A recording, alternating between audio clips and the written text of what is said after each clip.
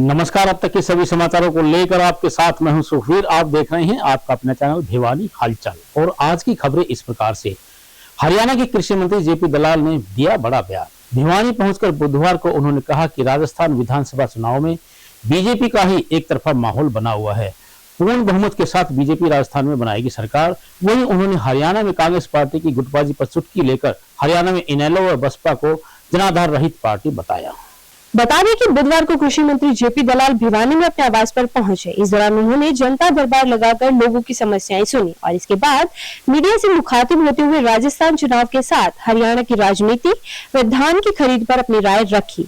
वहीं कुछ जगह धान की खरीद को लेकर हो रही परेशानी के बाद रोड जाम या मंडियों में तालाबंदी को लेकर कृषि मंत्री जेपी दलाल ने कहा कि इस बार पहले की बजाय जल्दी धान की खरीद शुरू की गई। पिछले सीजन में जहां 59 लाख मीट्रिक टन धान की खरीद हुई, वहीं इस बार थोड़े से समय में 44 लाख मीट्रिक टन धान की खरीद हो चुकी है। उन्होंने कहा कि पहली बार इतनी जल्दी खरीद उठान व पैसा किसानों को दिया गया है। उन्होंने कहा कि हरियाणा का खजाना हरियाणा के किसानों के लिए है। इस दौरान कृषि मंत्री जेपी दलाल ने यह भी कहा कि वो काफी समय से राजस्थान में प्रचार कर रहे हैं। उन्होंने कहा कि राजस्थान में कांग्रेस ने झूठ बोलकर व किसानों के कर्ज माफ करने के नाम पर सरकार बनाई थी, पर अब किसानों में कांग्रेस के प्रति भारी रोष है। जेपी दलाल ने दावा किया कि राजस्थान में भाजपा भारी बहुमत से सरकार बनाएगी। मैं लगा चुका हूं, आज फिर सरदार शहर जा रहा हूं और मैं समझता हूं कि बहुत भारी बहुमत से भारतीय जनता पार्टी वहां सरकार बनाने जा रही है। पिछली बार जो कांग्रेस ने झूठ बोल करके किसानों के कर्जे माफ़ी के तरह तरह के प्रलोभन दे करके जो सरकार बनाई थी, उससे किसान आक्रोशित हैं और उन्होंने देख लिया कि आम जनता का, किसान का, व्यापारी का, मजदूर का जो भला कर सकती है वो भारतीय जनता पार्टी की सरकार कर सकती है। एक तरफा माहौल है और कांग्रेस की तो गिनती की सीटें आएंगी। सर, बात करें हरियाणा की तो कांग्रेस हरियाणा में काफ़ी सक्रिय है। राजस्थान में क्या होगा, लेकिन क्या मानते कि जिस प्रकार के दावे वादे किए जा रहे हैं, सरकार पर आरोप लगा जा रहा है भ्रष्टाचार का, लूट का, ऐसे में हरियाणा में मुकाबला कर पाएगी? नहीं, कांग्रेस हरियाणा में सक्रिय है, मैं मानता हूँ, लेकिन आपस में लड़ाई में सक्रिय है। कांग्रेस में कब्जा करने की लड़ाई चल रही है। अलग अलग गुट हैं, सबका अपना प्रभुत्व बनाना चाहते हैं। जनता के हित में उनकी कोई रुचि नहीं है। वो कभी भी उन्होंने जनता के बारे में नहीं सोचा, अपने परिवार को आगे बढ़ाने के बारे में सोचा है और जनता इस बात को अच्छी तरह समझ चुकी है कि किसानों के लिए हरियाणा की सरकार ने जितनी योजनाएं लेके आई है, जो सीधा पैसा मिल रहा है, अच्छी खरीद चल रही है, खाद उपलब्ध है और भावांतर भरपाई से पैसा दे रहे हैं, नहरों का बजट बढ़ाया है, बिजली की समस्या को दूर किया है, तो और प्रधानमंत्री जी भी आजकल सीधा खाता में पैसे डालते हैं। तो हरियाणा में एक तरफा माहौल बीजेपी का बनेगा। कांग्रेस आपस में यूँ लड़ती रहेगी। सर, इनेलो जो बीएसपी है उससे भी गठबंधन की चर्चाएं हैं कि जब भी मुलाकात होगी तो हो सकता है कि हरियाणा में इनेलो और बीएसपी जो है मिलकर चुनाव लड़ें। मिल के लड़ें, न अलग से लड़ें, ना उन दोनों में से किसी का कोई प्रभाव तो यहाँ है नहीं। इनके घर में जब से इनेलो में फूट पड़ी है तो कोई एक विधायक इनका, तो उसमें आगे बढ़ने की कोई संभावना मुझे नज़र नहीं आती। बात करें किसानों की तो जो धान की खरीद शुरू हो रही है तो लेकर काफ़ी जगह से परेशानियां सामने आती है। खरीद कम होती है, धीमी होती है, तो लोग जो है मंडियों पर या कहीं पर रोड जाम करते हैं, तालाबंदी करते हैं। क्या लगता है कि कोई समाधान होगा इस चीज़ का? धान की खरीद इस बार हमने समय से पहले शुरू की। 1 अक्टूबर से शुरू होती थी, 25 तारीख से शुरू की और थोड़े से वक्त के अंदर 44 लाख मीट्रिक टन धान हम खरीद चुके हैं, जबकि पिछली बार पूरे सीजन का 59 लाख मीट्रिक टन आया था। अभी जो खरीद की है उसका सारी हम पेमेंट भी कर चुके हैं।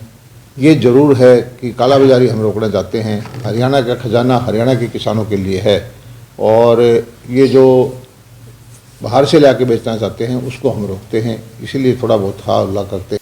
देवसर मोड़ के निकट निर्माणाधीन भारत माता मंदिर परिसर में आचार्य माईजी महाराज के मार्गदर्शन में आचार्य धर्मेंद्र अंगीरा के द्वारा आयोजित हवन यज्ञ के अंतिम दिन आम आदमी पार्टी की प्रदेश सचिव इंदु शर्मा, श्री ईश्वर धामू, सरपंच संजय देवसरिया व श्री प्रदीप चौहान इत्यादि के द्वारा पहुंचकर हवन में आहुति डाली गई।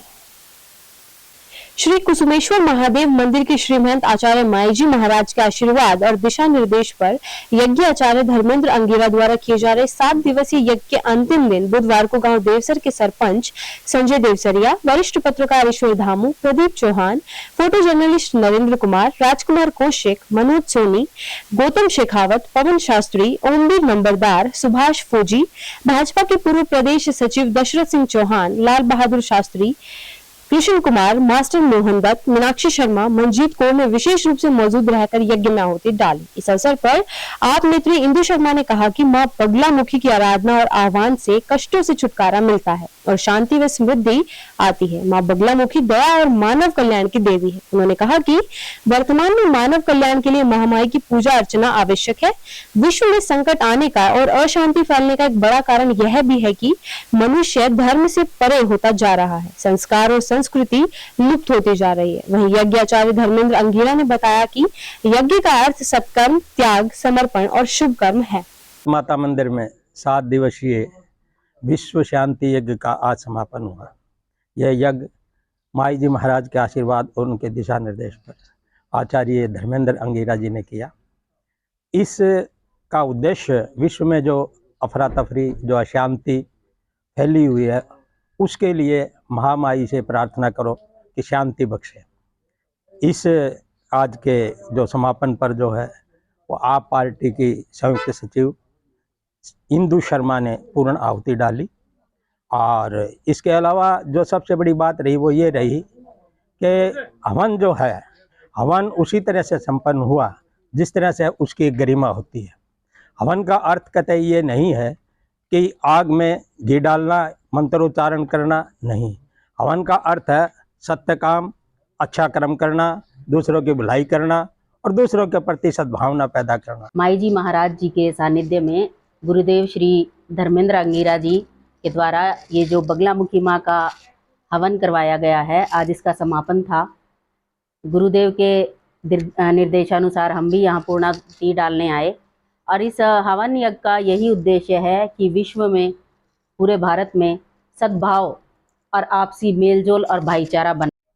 अखंड भारत माता मंदिर में शांति हवन युग चला हुआ है। आज उसका समापन है और हमारे जो भी यहाँ हवन चले हैं उसमें विश्व की शांति के लिए हवन किया गया है और भगवान से हम प्रार्थना करते हैं विश्व में शांति बनी रहे और तरक्की करे। यही हमारा लक्ष्य है और ये हमारी वो। बुधवार को विभिन्न किसान यूनियन से संबंधित कार्यकर्ताओं व किसानों के द्वारा जिले के निमड़ी वाली गांव के खेतों में बिजली विभाग द्वारा बिना मुआवजे के लगाए जा रहे टावर्स मामले को सुलझाने के लिए जिले के प्रशासनिक अधिकारी किसानों द्वारा किए जा रहे धरना स्थल पर पहुंचे, लेकिन अधिकारियों और पुलिस के बीच मामले को लेकर काफी माहौल गर्म दिखाई दिया। भारतीय किसान यूनियन चंदूनी, अखिल भारतीय किसान सभा, ग्राम स्वराज्य किसान मोर्चा व ऑल इंडिया किसान खेत मजदूर संगठन से जुड़े कार्यकर्ता तो महिलाएं बड़ी संख्या में निमड़ी वाली गांव के खेतों में अनिश्चितकालीन धरने पर बैठे थे और उन्होंने पुलिस प्रशासन व बिजली वितरण निगम के अधिकारियों का जोरदार शांतिपूर्ण तरीके से विरोध किया। वहीं बिजली विद्युत प्रसारण निगम के अधिकारियों के नेतृत्व में बड़ी संख्या में पुलिस फोर्स पहुंच गई और एक तरफा तौर पर बिजली टावर का कार्य लगाने के लिए आगे बढ़ने लगे। जो ही धरने पर उपस्थित किसान व महिलाएं आगे बैठ गई तथा सरकार व प्रशासन विरोधी नारे लगाने लगी। एक बार तो माहौल इस कदर खराब होने लगा तो वहां उपस्थित कुछ किसान नेताओं ने टकराव को टालने और बातचीत के जरिए समस्या का समाधान निकालने के लिए हस्तक्षेप किया और आए हुए अधिकारियों के कहने पर विभिन्न संगठनों की तरफ से एक मांग पत्र दिया, जिन्होंने अपने बड़े अधिकारियों के साथ बातचीत करने का आश्वासन देकर एक बार फिर पुलिस फोर्स को वहां से हटा लिया। मैं ग्राम स्वराज मोर्चा राज सिंह धनाना उपाध्यक्ष। बात ये है, सरकार जबरदस्ती कर रही है, न काम कर रही है। ये भी पीछे मुराड़ में 2 आदमी मर गए थे, 8-10 आदमी घायल हो गए। ये इतनी लाइनें खींच देती है, इस लाइन में चक्कर में वहाँ हादसा होया। उन्होंने आज तक कोई सुनाई नहीं करी उनकी, गरीब परिवार खत्म हो गया। तो यही हाल इस तरह यहाँ होने जा रहा है। प्रशासन की यहाँ फोर्स पूरी खड़ी है, न यहाँ कोई बातचीत के लिए आ रहा है, ज़बरदस्ती काम शुरू करने की कोशिश कर रहे हैं। लेकिन लोग यहाँ पर, औरतें भी, आदमी भी यहाँ बैठे हैं। इनका साधन खत्म हो जाएगा, इनका ज़मीन ही चली जाएगी तो ये करें भी क्या? इनका साधन यही है जीने का, और तरीका ही नहीं है। तो इसलिए हमारी तो यही है कि प्रशासन इनका उचित मुआवजा दिया जाए और आगे काम करे। इससे पहले हाथ लगाएंगे तो हम ग्राम स्वराज मोर्चा संयुक्त मोर्चा जी 220 के भी भिवानी से इसरवाल लाइन बन रही है, पीछे से लिमड़ी वाली उधर इसरवाल है जी। ये लाइन हमारे भिवानी डिस्ट्रिक्ट में जो किसानों के ट्यूबवेल कनेक्शंस हैं और हैं, बिजली का लोड बढ़ रहा है, उसके लिए हम लाइन को बना रहे हैं जी। इसमें 212 टावर हैं जी, 212 में से 207 का काम कंप्लीट हो चुका। 5 टावर यहाँ रहते हैं जी राकेश आर्य के खेत में। इसमें जो पीछे जो हमारे 207 हो चुके हैं उनको सभी को हमने मुआवजा दिया है जी। प्रॉपर मुआवजा देने की पॉलिसी सरकार की है जी। सरकार ने इसमें प्रॉपर पॉलिसी बनाई हुई है, जो उसका उस पॉलिसी के हिसाब से ही हम इनको कंपनसेशन देते हैं जी। ये कंपनसेशन के फार्म है जी। हम राकेश आर्य को कंपनसेशन के फार्म दे भी रहे हैं, बट वो आदमी लेना ही नहीं चाहता। कुछ लोगों को गुमराह करके इकट्ठा करके मतलब नाजायज़ सरकार के ऊपर या डिपार्टमेंट के ऊपर प्रेशर बनाने के लिए वो चीज़ें कर रहा है जी। तो कंपनसेशन कितनी दी जा रही है? कंपनसेशन जी क्रॉप के ऊपर होता है और टावर के बेस एरिया के ऊपर होता है जी। जैसे मान लो किसी का टावर ज़्यादा लगा, मतलब बेस एरिया जिसका ज़्यादा है तो उसको ज़्यादा मिलेगा, और मान लो किसी के एक लहगाई है कोने में तो उसको उसके हिसाब से कम मिलेगा। तो ऐसा बिल्कुल ये एग्जैक्ट फिक्स्ड अमाउंट नहीं होती जी। और एवरेज मान लो किसी का लाख भी है, 1.25 लाख भी है, किसी का 2.5 लाख भी है, 3 लाख भी है। अब मान लो किसी के एक लहगाई है तो उसका 15,000 भी है। तो ऐसे फिक्स नहीं कर सकते कि एक फिक्स्ड चीज़ें, क्योंकि हमारा जो काम करने का पैटर्न है, जो एरिया है टावर का, वो साइज़ का बेस एरिया भी अलग अलग है। और उसके हिसाब से मान लो कोई टावर किसी के बीच में आ गया, उसकी खेती ज़्यादा डैमेज हो रही है तो उसको उसके हिसाब से मुआवजा मिल रहा है जी। एक निजी स्कूल वाहन चालक की तेजधार हथियार से हमला करके की गई हत्या मामले में आरोपी को पकड़ने की मांग को लेकर गुजरानी के ग्रामीणों ने गुजरानी मोड़ पर रोड जाम कर दिया। वहीं इन ग्रामीणों की शिकायत पर छानबीन के बाद पुलिस ने शव को पंप हाउस के पास से बरामद करके शव का जिला सामान्य अस्पताल में पोस्टमार्टम करवाया। भिवानी के भवानी खेड़ा के गांव गुजरानी के ग्रामीणों ने बुधवार को गुजरानी मोड़ पर रोड जाम कर दिया। ग्रामीणों का आरोप है कि एक निजी स्कूल वाहन के चालक की तेजधार हथियार से हमला कर निर्मम हत्या के बाद उसके शव को नहर में फेंक दिया गया। आपको बता दें कि मृतक और 3 भाई हैं, सूरज, नरेश और भरत। गुजरानी निवासी नरेश निजी स्कूल के बच्चों को इको वैन में छोड़ने और लाने का काम करता था। नरेश 22 अक्टूबर की शाम को अपनी इको गाड़ी में दोस्तों के पास जाने के लिए निकला था, लेकिन इसके बाद वह वापस नहीं लौटा। परिजनों ने उसकी हर संभव जगह तलाश की और बाद में गुजरानी पुलिस चौकी में भी लापता होने की शिकायत दी। वहीं जांच अधिकारी ने बताया कि गुजरानी पंप हाउस से एक शव बरामद हुआ है। मृतक के शरीर पर तेजधार हथियार से कई बार वार किए जाने के निशान मिले हैं। प्रारंभिक जांच में परिजनों ने हत्या का शक जताया है। मृतक के भाई भरत की शिकायत पर इस संबंध में हत्या का केस दर्ज कर तहकीकात शुरू कर दी है। पुलिस सीसीटीवी फुटेज भी खंगाल रही है और उसकी वैन भी अभी नहीं मिली है। पूरा गांव यहाँ बैठे हुआ है और हमारे गांव में 10 दिन पहले भी एक हादसा हो गया था, मर्डर हो गया था किसी गाड़ी से, उसका भी कोई आज तक समाधान नहीं हुआ। और 3 दिन पहले ये मर्डर हुआ है, कल इसकी डेड बॉडी मिली है नहर में। और हमारे गांव को इंसाफ चाहिए, गांव की कोई सुनवाई नहीं हो रही आज तक। और प्रशासन गांव को मतलब उसमें डाल रहा है कि इनकी कोई सुनवाई नहीं होनी चाहिए। चौकी वालों से बात की, उन्होंने कोई सुनवाई नहीं की। और गांव चाहता है कि एसपी या डीसी साहब यहाँ आए और गांव की बात सुने। क्या मांगे हैं? मांगे जी हमें इंसाफ मिले और परिवार है इसको आर्थिक सहायता दी जाए और कोई भाई जो अरेस्ट है मुजरिम उनको जल्द से जल्द अरेस्ट किया जाए। मैं गाँव गुजरानी का रहने वाला हूँ, एक्स सरपंच रविंदर सिंह नाम है मेरा। और जो ये घटना घटी है परसों शाम को 8-10 पर हमारी बात हुई थी इनके घर वालों से, लड़के से। ये सामान लेने के लिए भिवानी आया था नौरतों का। उसके बाद इसका मोबाइल स्विच ऑफ मिला, हमारे से कोई वो नहीं है। चौकी में गए, अगले दिन वो बोले जी 24 घंटे बाद में कार्रवाई होगी, इससे पहले नहीं करें, वेट करो। आज सुबह भी गए चौकी में, जबकि डेड बॉडी सुबह नहर में आली थी और चौकी में मैसेज भी आ गया था, न तो हमारे को ये बताया गया कि डेड बॉडी आपकी नहर में आ गई है। और चौकी में पता न कोई किसी बात का कोई जिक्र नहीं किया हमारे सामने। और तब हमें गाँव में पता चला शाम को जैसे ऐसे डेड बॉडी है। हम आए मौके पर, डीएसपी साहब, अपना एसपी साहब और SHO सदर पहुंचे। गुजरानी तो चौकी फिर भी नहीं पहुंचे वहाँ। और गुजरानी चौकी इससे पहले भी एक कांड और हो गया मेरे गांव में। हमारे प्रदीप हवलदार था होमगार्ड में, उसका एक्सीडेंट हुआ, उसकी भी आज तक उन्होंने कोई भी सुध नहीं ली है। कब लापता, क्या घटना? ये जी एतवार को शाम को करीब 2 बजे से निकले थे, बुकिंग लेके आए थे और शाम से ही गायब थे 22 तारीख को संडे को। और इनके साथ बदमाशों ने किया है, हम कार्रवाई चाहते हैं। और जो मेरी आंटी है वो बेरोजगार है, उनके लिए कोई सारा था। आपका क्या लगती थी? मेरा चाचा लगा। जिनके 2 बच्चे हैं, कितनी उम्र होगी बच्चों की? एक लड़का 12 साल का है, एक लड़का 14 साल का। 14 साल का है। क्या नाम है? एक का नाम रवि है, एक का नाम जागृत। मैं सुरेश कुमार, सरपंच प्रतिनिधि गुजरानी। ये लड़का जो नरेश था, ये संडे को शहर में आया था और शाम को लगभग 8 सवा 8 बजे इसकी घर पे बात हुई है, भाई मैं 15 मिनट में आ जाऊंगा।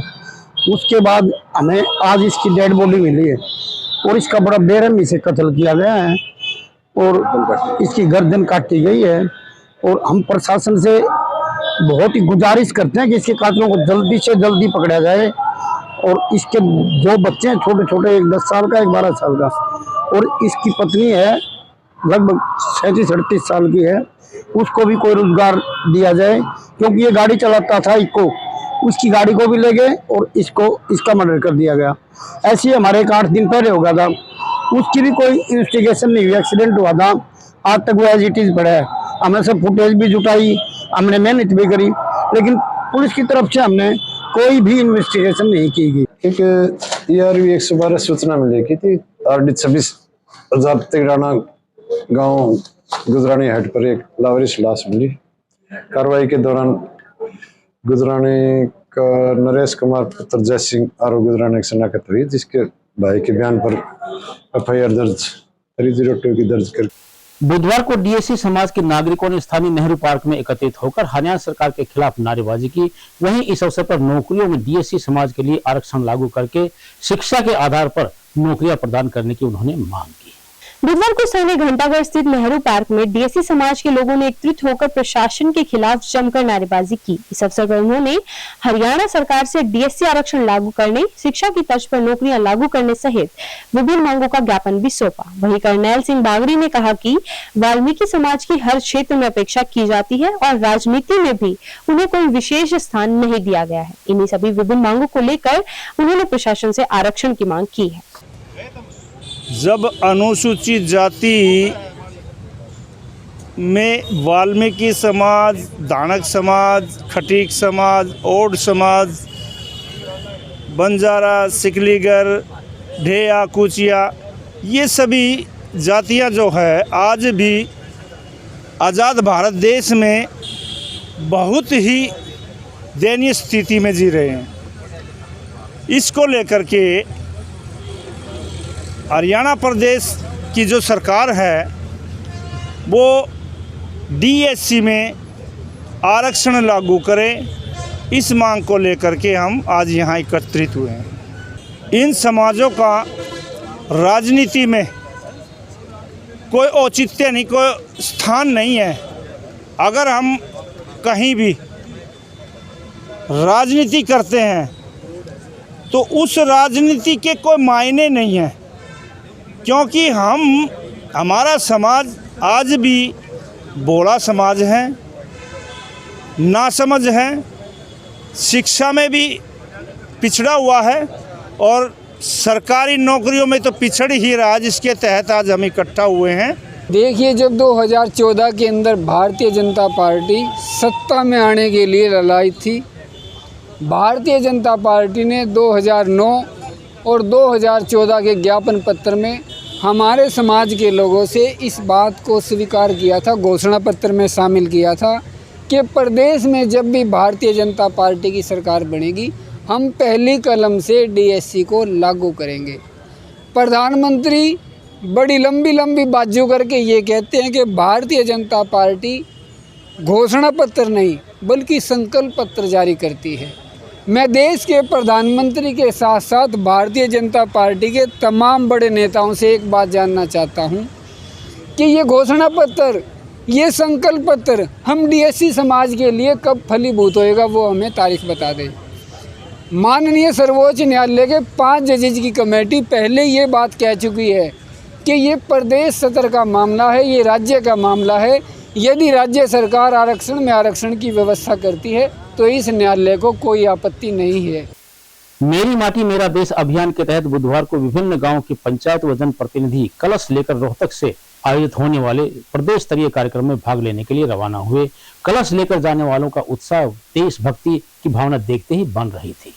प्रधानमंत्री श्री नरेंद्र मोदी के आह्वान पर पूरे देश भर में मेरी माटी मेरा देश अभियान चलाया गया। इसी कड़ी में जिले में भी डीसी नरेश नरवाल के मार्गदर्शन में प्रत्येक गांव से घरों से कलश में मिट्टी व चावल एकत्रित किए गए। इसके बाद 2 अक्टूबर को प्रत्येक खंड स्तर पर कार्यक्रमों का आयोजन कर गाँवों से मिट्टी व चावल को एक खंड के हिसाब से कलश में एकत्रित किया गया। इस अभियान की श्रृंखला में बुधवार को रोहतक में प्रदेश स्तरीय कार्यक्रम का आयोजन किया गया, जिसमें मुख्यमंत्री श्री मनोहर लाल मुख्य अतिथि रहे। प्रदेश भर के कलश को रोहतक में ले जाया गया और बाद में 29 अक्टूबर को दिल्ली ले जाया जाएगा। इन मिट्टी व चावल का प्रयोग कर्तव्य पथ अमर शहीदों व बलिदानियों की याद में बन रहे अमृत वाटिका में किया जाएगा। भिवानी जिला मुख्यालय पर बीडीपीओ सोमवीर काद्यान ने खंड भिवानी की बस की रोहतक के लिए रवाना किया। इसी प्रकार से अन्य ब्लॉक से भी बसों को रवाना किया गया। इस दौरान कलश के साथ गए लोगों ने कहा कि मेरी माटी मेरा देश अभियान से आम जन में देशभक्ति की भावना प्रबल हुई है, जो कि बहुत जरूरी है। बीती शाम स्थानीय किरोड़ीमल पार्क में श्री अग्रसेन रामलीला कमेटी के द्वारा बुराई पर अच्छाई का प्रतीक दशहरा उत्सव पर विशाल कार्यक्रम का आयोजन किया गया। इस अवसर पर प्रदेश के कृषि मंत्री जेपी दलाल ने नगर विधायक घनश्याम सर्राफ व नगर परिषद चेयरपर्सन कीर्ति भवानी प्रताप की उपस्थिति में मुख्य अतिथि में पहुंचकर रावण, मेघनाथ व कुंभकर्ण के पुतलों को दहन किया। मंगलवार को कृषि मंत्री जेपी दलाल सेठ किरोड़ीमल पार्क में दशहरा पर्व पर श्री अग्रसेन रामलीला कमेटी द्वारा आयोजित विशाल कार्यक्रम में बतौर मुख्य अतिथि पहुंचे। कृषि मंत्री ने रामलीला कमेटी को 11 लाख देने की घोषणा की। वहीं उन्होंने उपस्थित लोगों को दशहरे व दीपावली की शुभकामनाएं दी। उन्होंने कहा कि दशहरा हिंदुओं का एक प्रसिद्ध त्योहार है। प्रत्येक वर्ष अश्विन मास के शुक्ल पक्ष की दशमी को लोग इस पर्व को बड़े धूमधाम एवं हर्षोल्लास के साथ मनाते हैं। कृषि मंत्री ने कहा कि पीएम श्री नरेंद्र मोदी जी द्वारा अयोध्या में भव्य राम मंदिर का निर्माण करवाया जा रहा है। उन्होंने कहा कि यह एक धार्मिक और पारंपरिक उत्सव भी है। पहले 9 दिन तक देवी दुर्गा की पूजा की जाती है और 10वें दिन लोग असुर राजा रावण का पुतला जलाकर इस पर्व को मनाते हैं। उन्होंने कहा कि इस दिन लोग अपने अंदर की बुराइयों को खत्म करके नए जीवन की शुरुआत करते हैं। इसलिए यह बुराई पर अच्छाई की जीत की खुशी में मनाया जाने वाला पर्व भी है। बस खड़ा रहे कुंभकर्ण, आगे कहां पर बढ़ता है।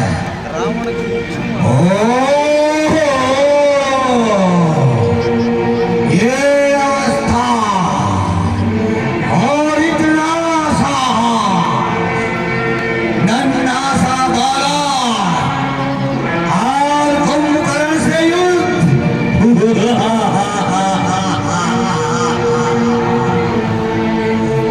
मच्छर उड़ा है चांद पकड़ने को देखना, चींटी चली है शेर से लड़ने को देखना।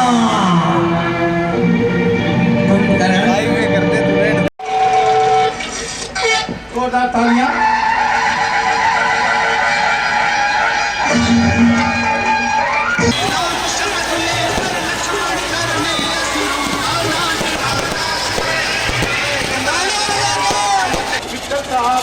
दलाल साहब, विधायक जी, वतन साहब, आप सभी यहाँ बैठे हैं, तो जो इंटरनेशनल कलाकार है उसका भी हम कुछ देख के जाए। यहाँ आपको जल्दी से वो करवाची निष्ठा करवाची तैयार रहे। शरीर नृत्य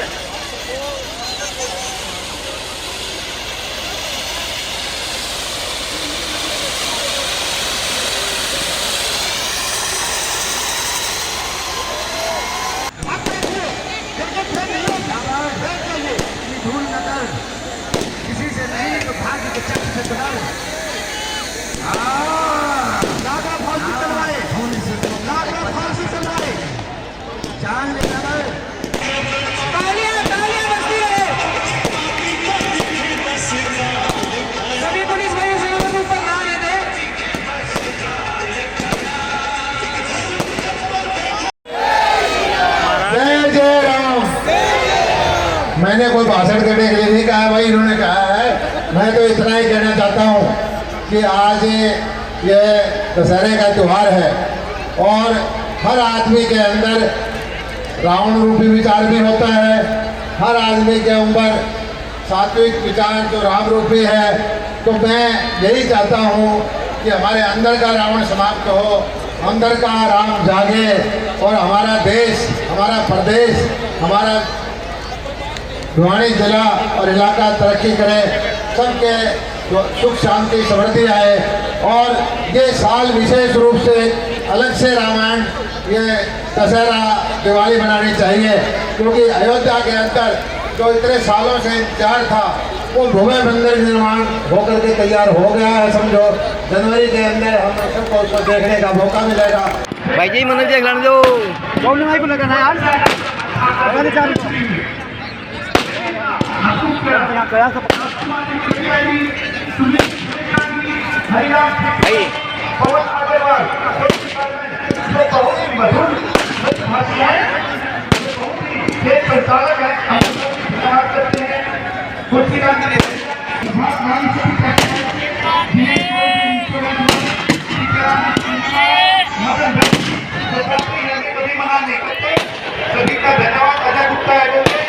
हमारी संस्कृति का स्वरूप है। तू नहीं जानता कौन सदियों से कि साहसी पुरुष हमारे देश कहते में नहीं करते हैं। दशहरा, बरसने वाले बादल रामलीला बहुत कम बनाई जाती करते है, हैं, दिवाली बनाई जाती है, जो बातें बनाते हैं वही। और कान के कच्चे हैं जो जिब्या चलाते हैं वही। कहता हूँ कि हर आदमी के अंदर करना कठिन, कहना जितना आसान है। सात्विक प्रवृत्ति है, जो राम का रूप स्वरूप है, पहचान है।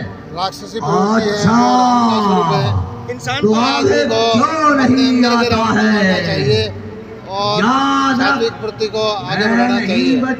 आज की सरकार ये साल विशेष है, बात कितनी भी बना ले लेकिन बचने ना पाएगा। का जो निर्माण लगभग पूरा हो चुका है और राम भगत सरकार है। सरकार ने इसकी सदियों से इंतजार था। राम जन्मभूमि अयोध्या के अंदर वहाँ भव्य मंदिर का निर्माण किया और हमारा कोशिश ये है कि देश को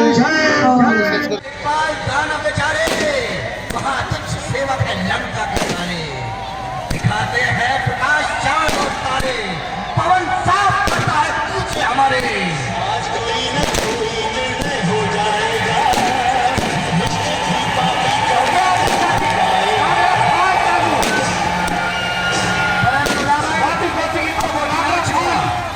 तेरे कहना ये आतिशबाजी का झरना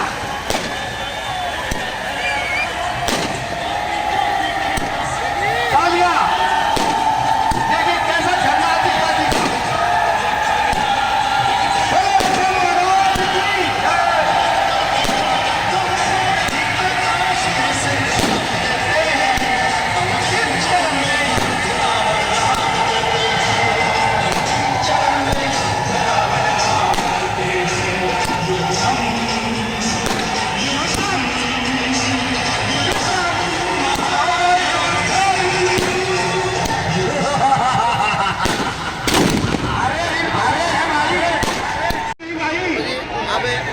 देखो आगे में दी गई है और पब्लिक के अंदर एक